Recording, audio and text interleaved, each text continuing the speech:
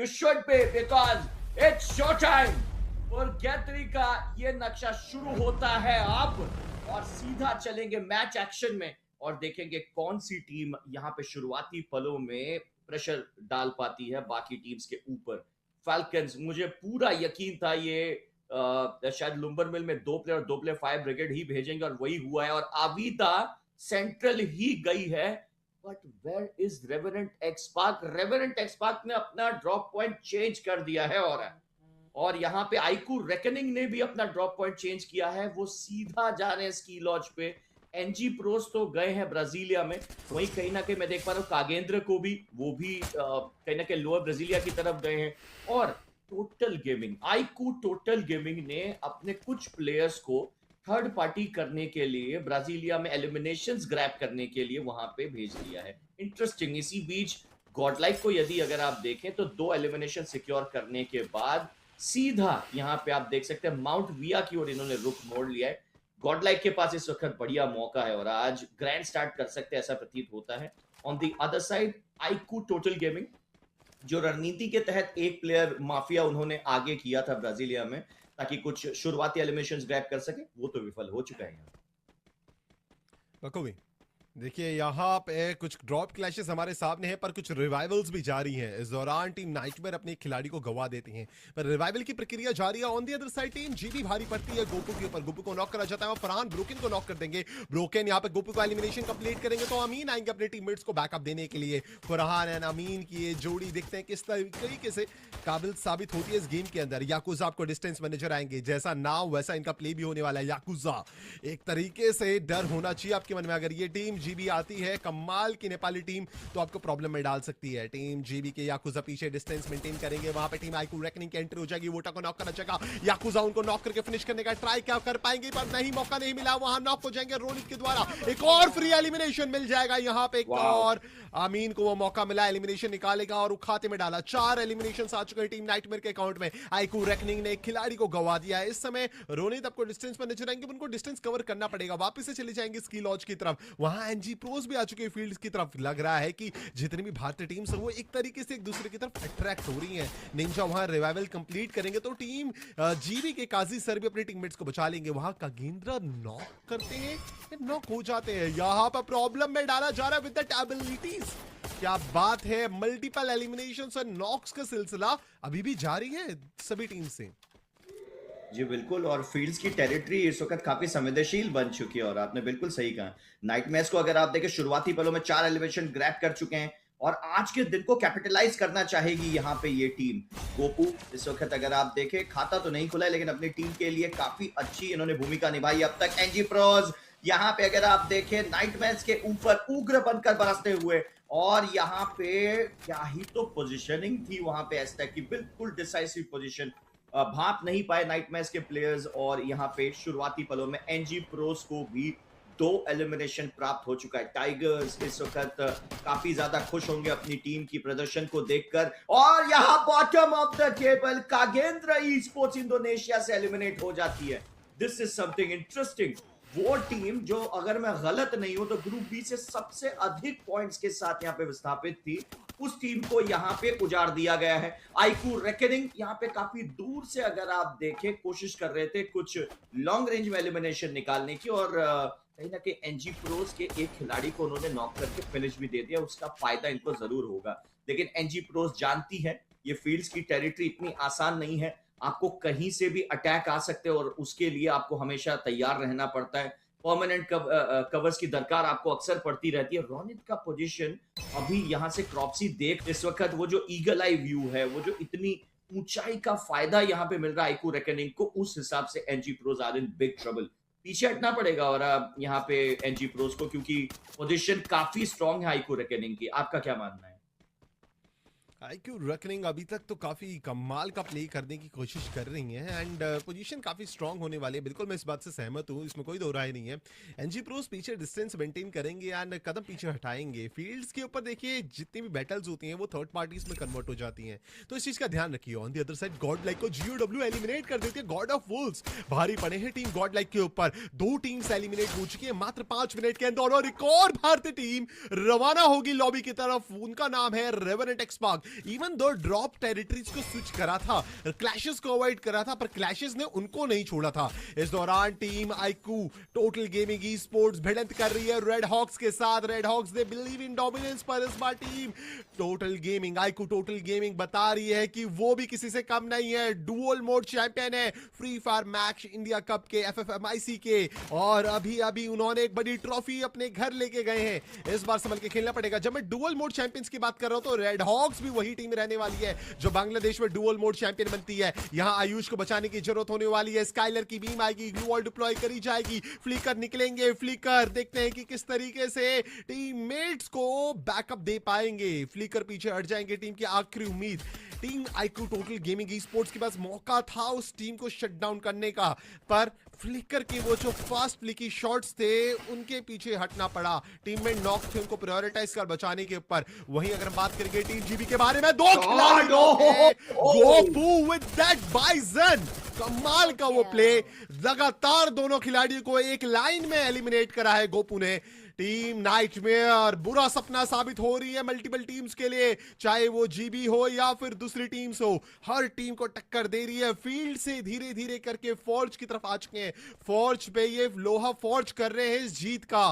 क्या यहां पे नाइटमेयर अगला कदम बढ़ाएगी जीबी को एलिमिनेट करने के लिए या फिर पूरी तरीके से समाप्त करने के लिए? वहीं अवीडा जो अभी तक 4 एलिमिनेशन ले चुकी है, टीम कागेंद्र को एलिमिनेट करने के पीछे इनका एक बहुत बड़ा हाथ होने वाला है। अब इनकी निगाहें हैं टीम एनजी प्रोज के ऊपर। और एनजी प्रोस को इस वक्त मुझे लगता है कि अंदाजा नहीं है कि अविदा उनके पीछे से आ रही है, और संभल कर खेलना पड़ेगा एनजी प्रोस को। सदी हुई शुरुआत मिला है यहाँ पे एनजी प्रोस को, और अगर आप देखें फील्ड्स की उस भूमि से पीछे हटकर आई है ये टीम, तो जाहिर सी बात है कि लूट की थोड़ी सी कमी है, और इसी वजह से अगर आप देखें उस एलीट ड्रॉप को शायद लूट करने की कोशिश कर रही है टीम। मन्नू को लॉन्ग रेंज में एक परमानेंट कवर में धकेल दिया गया ताकि दूर से आती हुई टीम्स को स्काउट किया जा सके, और इस वक्त अगर आप देखें छज्जे पे जा पहुंची हैं यहाँ पे आबिदा ई स्पोर्ट्स। पोजीशन बहुत ही लीथल है, एस्टेक को अपना बीच बचाव करना पड़ेगा, क्योंकि यदि यहाँ पे कप्तान शहीद हो जाते हैं तो फिर एनजी प्रोस के लिए बचने का विकल्प काफी कम है। मन्नू पोजीशन तो अच्छी है लेकिन एंगल नहीं है, वहां से अगर आप देखें आबिदा पे शॉट कनेक्ट ही नहीं कर सकते हैं। और दूसरी तरफ फैल्कन्स उजाड़ना शुरू हो चुकी है टीमों को, एक के बाद एक फैल्कन्स जो है टीमों के ऊपर प्रहार करते चली जा रही है। यहाँ पे ग्रेनेड्स की वर्षा करने का मन बना चुके हैं long Kong. Abida e sports from Thailand, the utterly consistent and dangerous team, यहाँ पे भारतीय टीम एनजी प्रोस के खिलाफ यहाँ पे अपना ये युद्ध का बिगुल बजा चुकी है।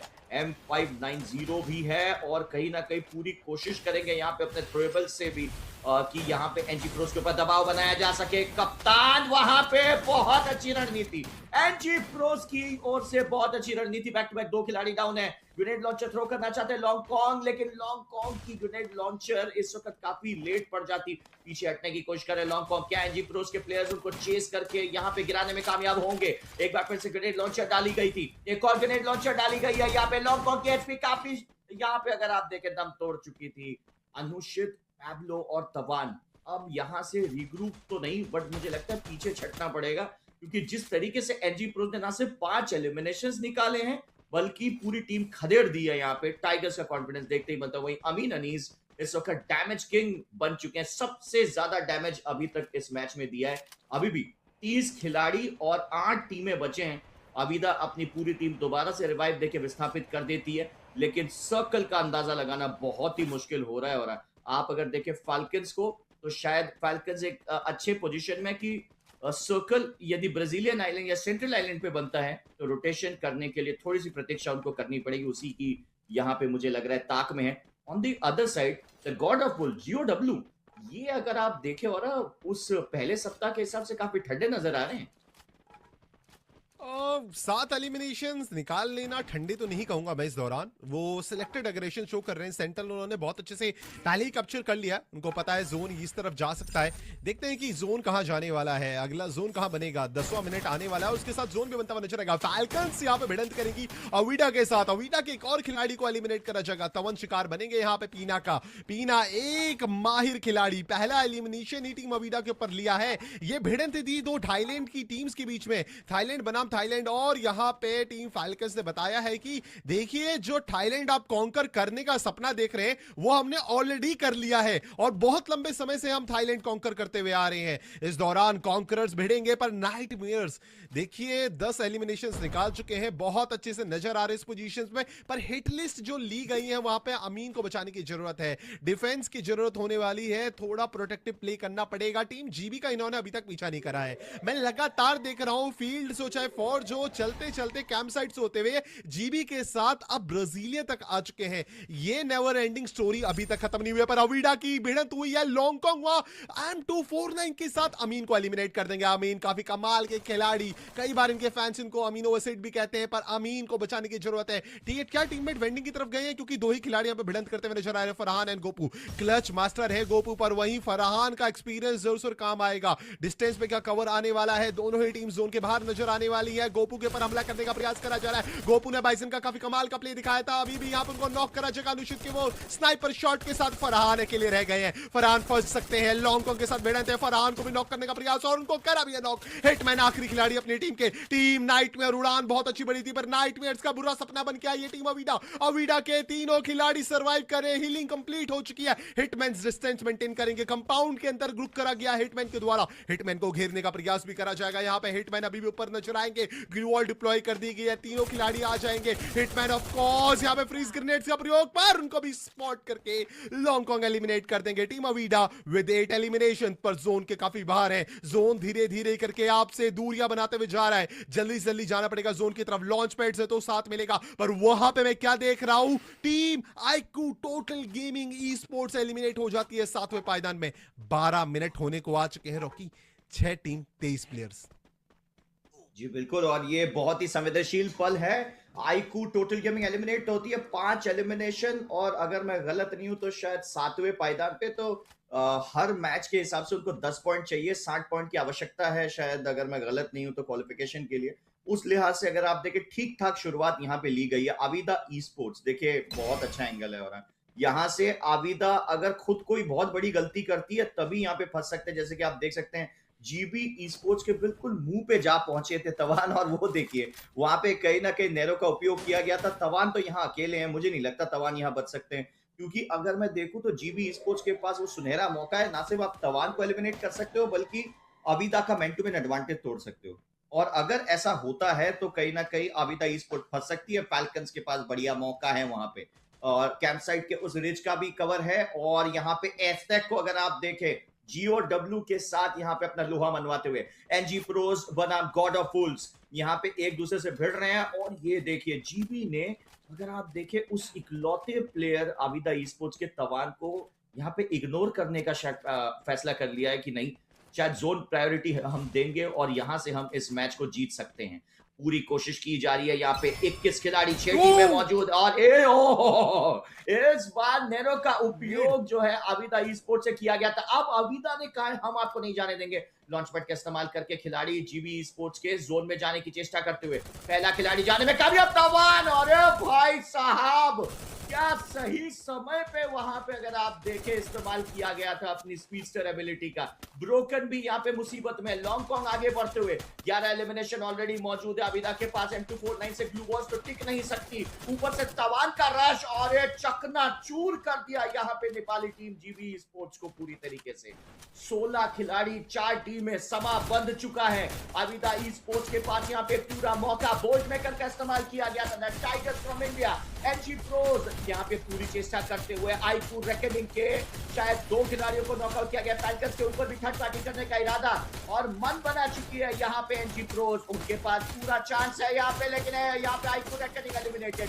टाइगर्स क्या यहाँ पे इस एनजी प्रोज के तगड़े प्रहार से बच पाएगी? आविदा ई स्पोर्ट्स क्या सही समय पे थर्ड पार्टी कर पाएगी? इन तीनों टीमों के बीच में विजय अभियान शुरू हो चुका है। हर एक टीम के पास 4 खिलाड़ी मौजूद, और यहाँ पे आविदा और एनजी प्रोज दोनों मिलकर यहाँ पे ओपन में फंसी हुई फैल्कन्स के दांत खट्टे कर रहे हैं। उनके ग्लू बॉल्स को तोड़ा जा रहा है। लॉन्गकॉन्ग के ऊपर यहाँ पे लिमिट का बेहतरीन शॉट। फैल्कन्स बीच बचाव करने के लिए अपने भरसक प्रयास कर रही है। एक के बाद एक यहाँ पे निरंतर प्रयास फैल्कन्स के यहाँ पे विफल होते हुए ऑन फायर को नॉकआउट कर दिया गया है। पूरी कोशिश जारी। दोबारा से यहाँ पे रिवाइव देने के चक्कर में लिमिट भी नॉकआउट हो चुके हैं। मन्नू के पास मौका, विंचेस्टर से वो बेहतरीन शॉट लेकर फैल्कन्स एलिमिनेटेड। फाल्कन्स को यहाँ पे एलिमिनेट करके बाहर का रास्ता दिखाया है एनजी प्रोस ने। अभी द ई-स्पोर्ट्स फ्रॉम थाईलैंड या भारत से एनजी प्रोस, कौन सी टीम इस मुकाबले को जीतने में कामयाब हो पाएगी? भारत की ओर से एनजी प्रोस, द टाइगर्स की ओर से ड्रीम शुरुआत। वही आबिदा कहीं ना कहीं यहाँ पे दोबारा अपना डोमिनेंस दिखाना चाहती है। थ्रोएबल्स का सदुपयोग किया जा रहा है एनजी प्रोस द्वारा। क्रॉप्सी अनुभव अनुसित को टेक डाउन करने में कामयाब हो चुके हैं। लॉन्गफॉर्म के ऊपर क्रॉप्सी का प्रहार। आप लोग वहां पे कोशिश कर रहे हैं अपने साथी को बचाने की। अभी ई-स्पोर्ट्स का अकेले खिलाड़ी का 8 बचे एनजी Wow! प्रोस